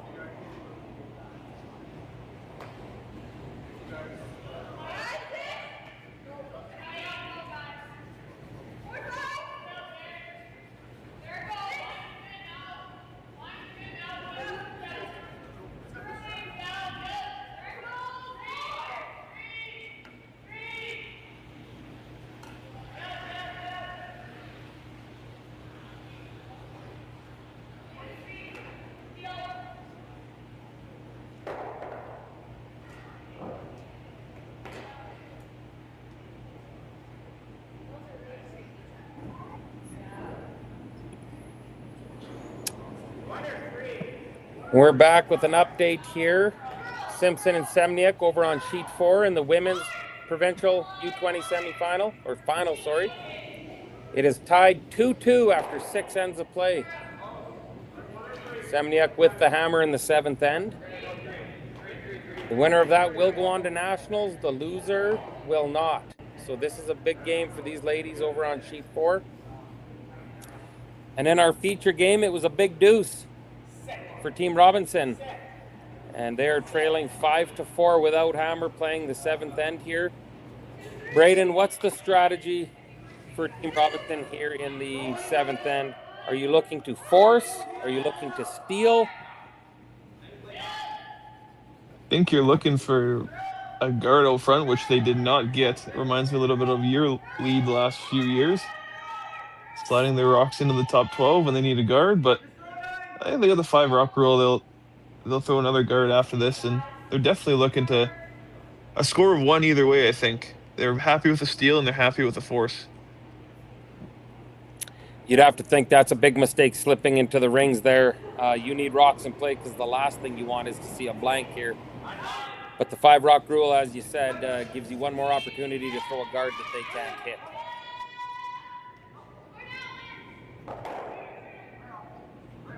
Looking to make contact here. Contact is key. It always was for Glennie D. They make the hit and they roll out. And Team Robinson is going to try to replace that guard now, looking for a halfway to tight guard.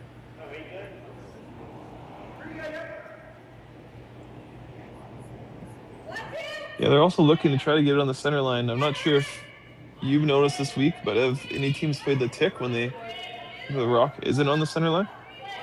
That's an excellent question. I'm going to assume. Geez, I have not seen that this weekend. What Braden's referring to is if a rock is touching the center line and it's in the 5 rock free guard zone rule, you cannot remove it from touching the center line. That rock there, I don't think our overheads will show, but I don't think that's touching the center line. So certainly you could split that rock off. Looks like Snow's just going to elect to draw one over to the wing. Looking for the old junior deuce.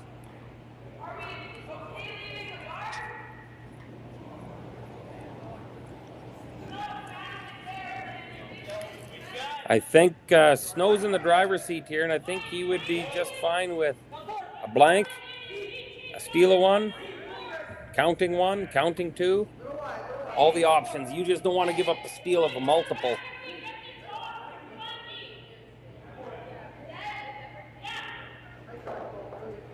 Yeah, like you said, I think he'd be happy with the score of 1, but he'd be even happier with a score of 2 or a blank. There's the age-old question: Would you rather be 1 up without, or 1 down with? I think all the elite teams would say 1 down with. The stats are better, but in the curling I'm used to playing, and sometimes in junior curling, just having the lead is huge. I would agree with you. Having that lead makes your shots a little simpler, and you are in control, and I would agree. It's never a bad thing to be in the lead.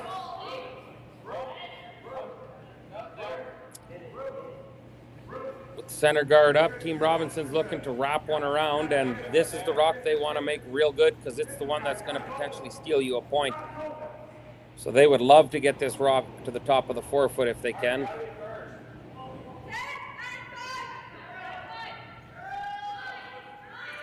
Stops top 8, but it is buried, and you're going to see Peel Town come out. Sean Joyce knows what Peel Town is.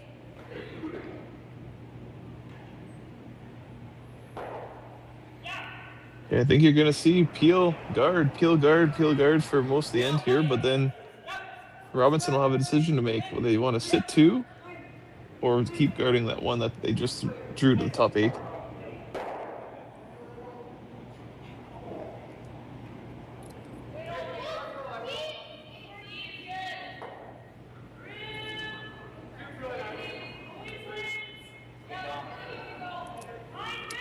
Braden, your wife was I don't want to say pretty talented curler in her day. She still is, but she represented Saskatchewan at the Scotties with Nancy Martin, did she not? She did, and lets me hear about it at least once a week.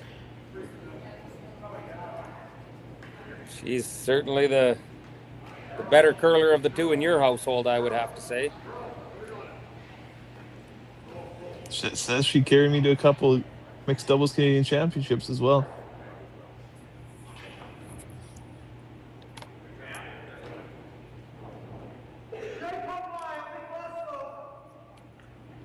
So they were electing playing a guard, yeah, and he slipped in deep here, Braden. That's a bit of a disaster, is it not? Yeah, that's not what Team Robinson was looking for. Even a high guard would have been a better option, but Throwing the smoke here, looking to clear both the Reds out of the rings. A nose hit would do it, but he might have pinched it a hair. He pinched it, and Red remains shot off. Now, do you hit that top yellow one, or do you use that as a center guard and try to wrap one around there and like to?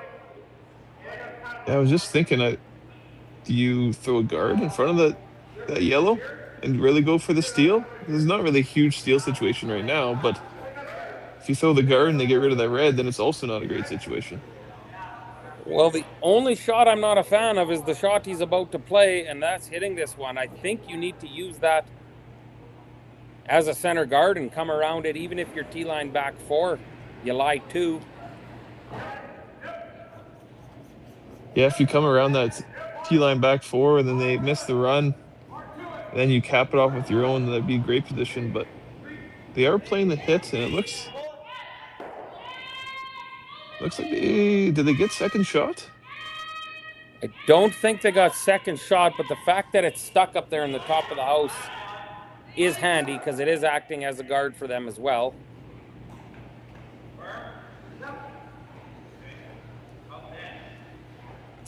But even if Snow were to peel this out, the 4-foot is wide open for him to ensure he gets his 1 point, and I think he'd be happy with a 2-point lead playing 8. Yeah, I think he can go pretty hard here for the slash double. If he makes it, then the blank's back alive.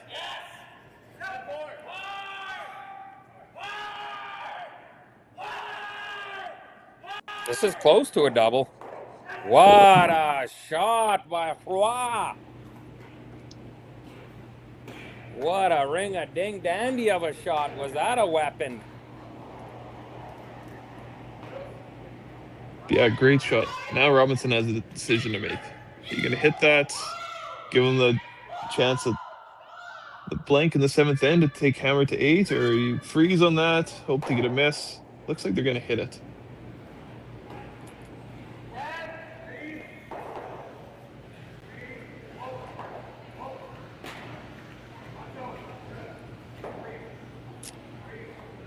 Not sure, Braden, if you want to pass along to the viewers tuned in, but I do know you were in a fantasy hockey league this winter, and I'm curious if you want to let the viewers know what place out of 14 teams you're currently sitting in. Well, I packed it in about 7 weeks ago, so I'm not totally sure how I'm doing, but I know last year I went all in, made some trades with Hiker that just didn't pull what they should have, and I didn't win that year, and I gave up all my picks, so I had no good players this year. So I'm currently sitting not in a playoff spot. That's what I would guess. You would be correct, and if you guessed dead last in the fantasy hockey, you'd be even more correct. I'll let the viewers know that Braden Stewart's wife does also play in the fantasy hockey league, and she has a much better record and currently is in the playoffs. So it just goes to show. Some could say my second team, though, however. Yeah, that's been questioned when Braden Stewart makes a trade with his wife's team. But that's neither here nor there. Nobody wants to hear about fantasy sports while we're watching a provincial final.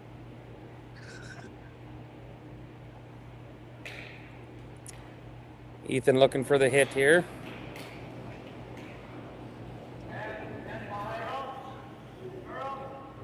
Looking for the nose hit, and this is shaping up to be a blank end. Big scrub to get this to curl over. It does.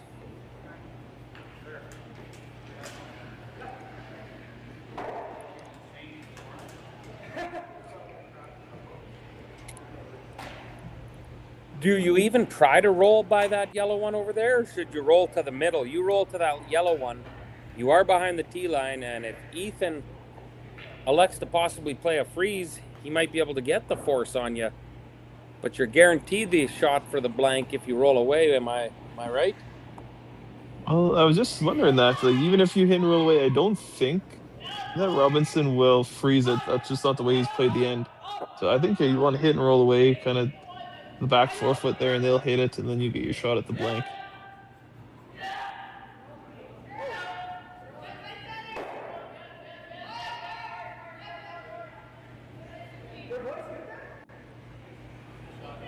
I know old Stevie Lay would definitely be putting the broom down for the freeze right about now in the 7th end here, but it looks like they're going to hit it.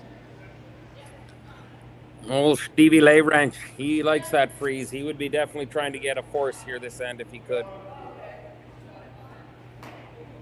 Yeah, he would already had the broom down. Sweepers already been pounding it as hard as they can to the top 8. Give up 2, game over.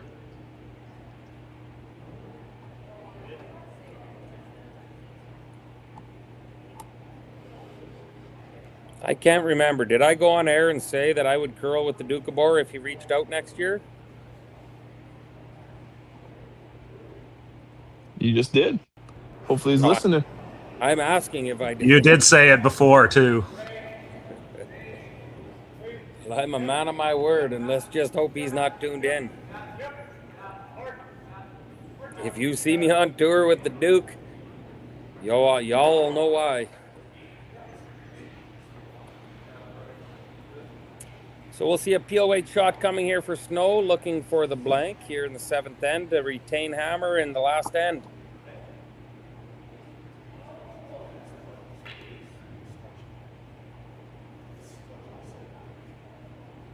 I know as a junior skip one time, these are always dicey. You don't want to flash, you pinch it a hair and end up nosing it and taking one, but we'll see what he has to do here. That's an aggressive tuck on that boy too, hey? And the corn broom, like I said. He makes no mistake, hits a quarter rock, rolls out, and Snow will retain the hammer. 5-4 lead over Team Robinson heading into the 8th end. We will be right back after this short tea break.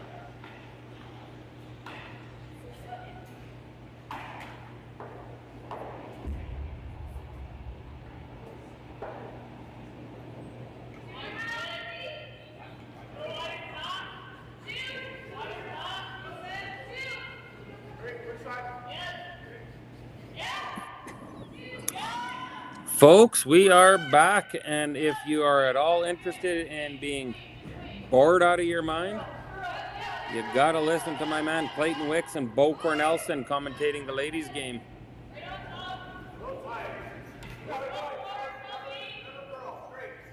I'd sooner listen to paint dry. But they have one heck of a game they're announcing. The Seminuk and Shauna Simpson team are in an absolute battle for the Saskatchewan U20 Junior Provincial Women's Final over on sheet 4. They are just starting the 8th end as well. We got a battle here ourselves. Snow 1 up with playing 8th, but Robinson's going to have something to say about that. Threw up a good center guard to begin.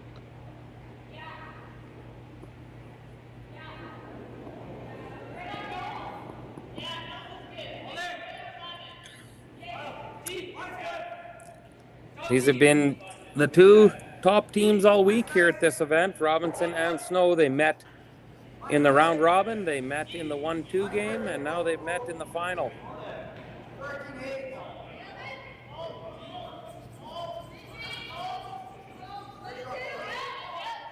Center guard goes up, Snow goes to the wing. Ethan's calling for another tight guard, which with a 5-rock rule, it cannot be removed from play.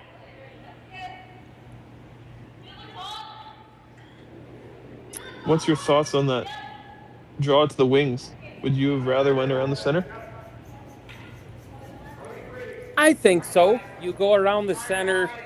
If you make a good one, that is top 4 foot, then it doesn't allow Team Robinson to place a rock where they want. They actually have to deal with your rock that's in the way. So most of the times you do see teams coming to that top 4 foot versus the wing. But you can also try to come around and end up slipping back button, and then it's just an absolute disaster. Snow has typically been going to the wings all throughout the game, and it has been working for him. That guard come up a little bit light, and it's certainly double peelable. Yeah, the Robinson team is going to have to throw another center or bump those guards around to make sure that they have a guard left after Snow goes to throw.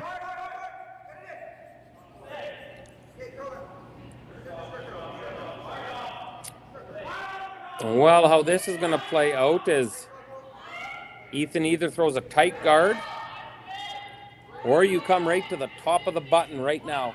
Snow makes the double peel, and then you are throwing a single guard on one on the top of the pinhole for the rest of the end. And if you make all yours perfect, you have a real good shot at stealing 1 point. Ethan called for the tight guard, though, knowing that the 2 guards up there might not quite be good enough, and they are going to disappear here real quick.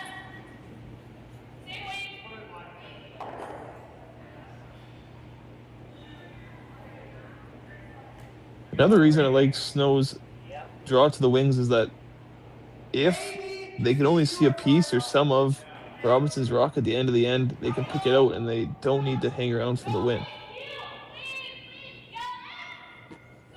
That's a good point. I don't know if a triple peel is here, but I do know that this one will be coming, folks. Get my stopwatch on it.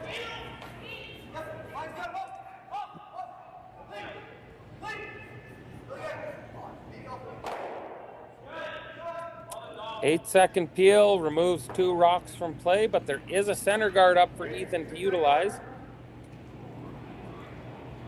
And you do not want to lump your rocks too close together because of these double peels. If it were me, I'm almost thinking that I go right to the top of the button right now. You want to keep these spread out as much as possible. If they're close, I could see them both disappearing. Do you know, Braden? I don't. Do you know if coaches can call timeouts? Or do the players have to call them? You know what? I'm not sure how the whole interaction versus timeout thing works, but I know when I used to play, the coaches could signal for a timeout, but the official call had to come from the ice surface. Well, I'd have been sending smoke signals on that one. But Snow still has to make this double peel, and it's not easy.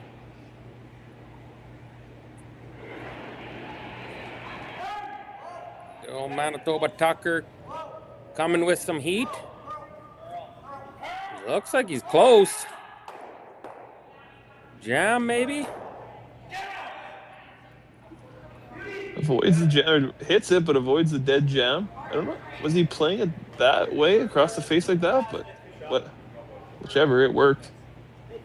It worked, and that just shows that those throwing that extra guard, and it's so tough to keep those rocks spread out and not doubleable, if that's a word. I think that was your time to beat them right to the button to have your best opportunity to score a point, but Team Robinson will throw up a guard here. They're going to hope for a bonk or a flash. Yeah, I think that being thirds last, they're going to have a decision to make on skips first. If Snow makes the peel here, Robinson's going to have a choice. I think you probably want to draw around the guard and try to sit 2 somehow and make Snow throw against 2 on his last one.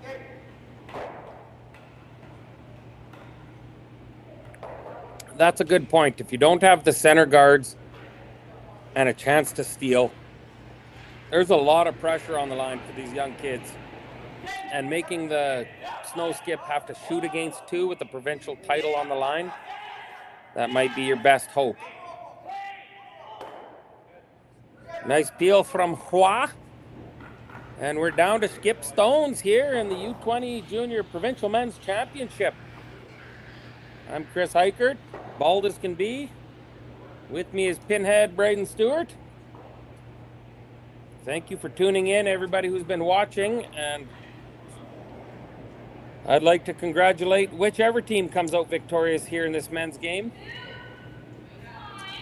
The women's game, they are down to their last shots as well too, so both provincial finals, we're in for a photo finish.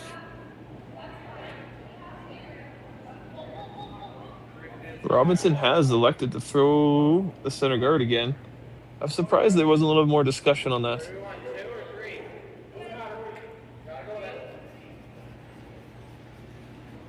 I just don't think you're going to get the big miss of a flash or a bonked peel from the snow skip here.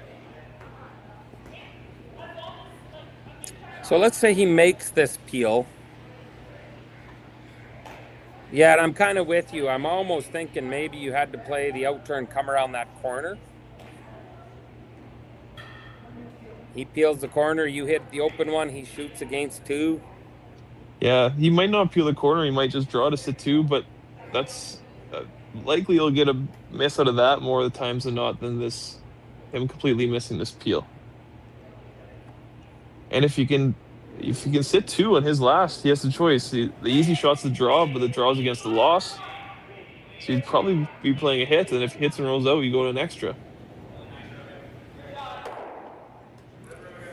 Snow makes no mistake. He makes that peel.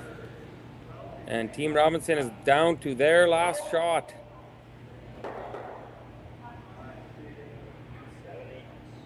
And is Ethan electing to play a corner freeze, is this? Looks like corner freeze. I thought maybe the hit and roll all the way across, but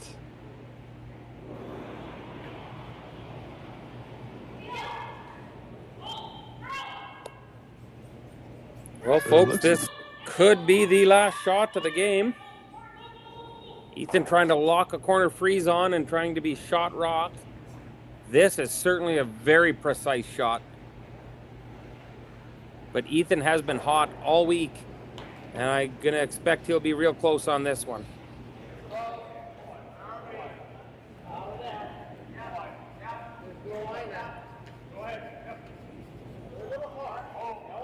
yeah, either corner freeze or just get around it to the T line. It's a shot rock. Looks Plenty of weight. A little heavy. Oh, had to play the little tick to slow it down. Snow will have an open hit and doesn't have to stick for the win in the U20 provincial champion. Lots going through Rogan Snow's head here. Couple high fives. You want to stick to your routines. This is what you train for in practice. Control your breathing, stick to your routines, and go out and make a shot like you've been making all weekend.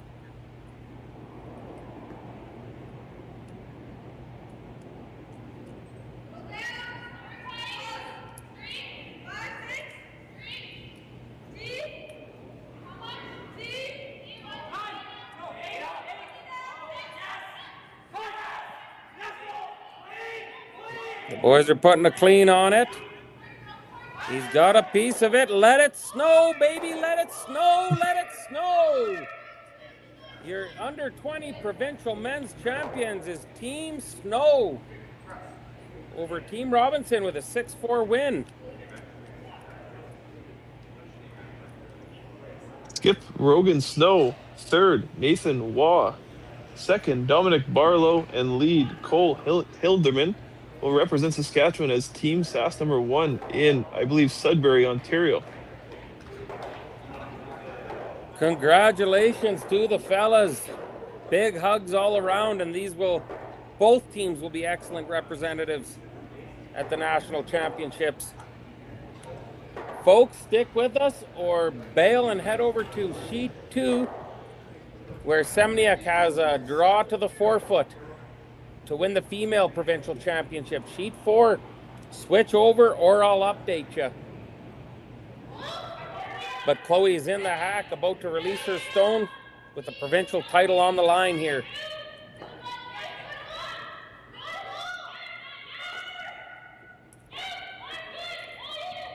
Congratulations, Team Snow. Congratulations to Team Robinson. Both will be excellent representatives. As we flip over to Team Seminuk, the girls are on the sweep hard. It's at the hog line. It's coming in. She needs full forefoot to win this game.